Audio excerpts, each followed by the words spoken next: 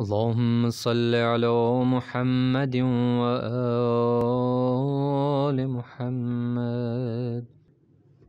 الحمد لله والحمد حقه كما يستحقه حمدا كثيرا،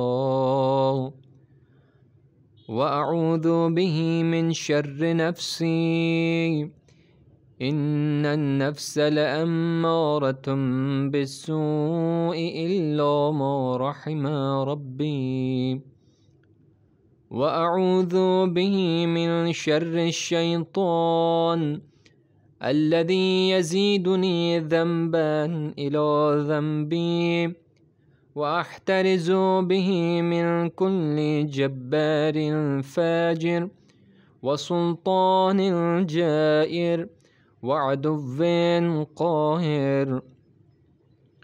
اللهم اجعلني من جندك فإن جندك هم الغالبون، واجعلني من حزبك فإن حزبك هم المفلحون، واجعلني من أوليائك فإن أولياءك لا خوف عليهم ولا هم يحزنون.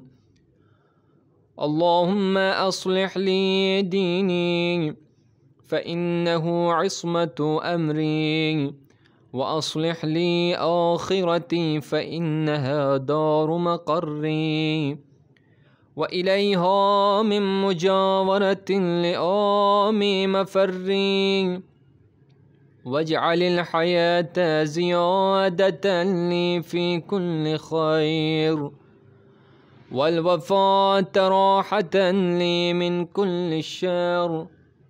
اللهم صل على محمد خاتم النبيين وتمام عدة المرسلين، وعلى آله الطيبين الطاهرين وأصحابه المنتجبين، وهب لي في الثلثاء ثلاثا، لا تدع لي ذنبا إلا غفرته، ولا غما إلا أذهبته، ولا عدوا إلا دفعته.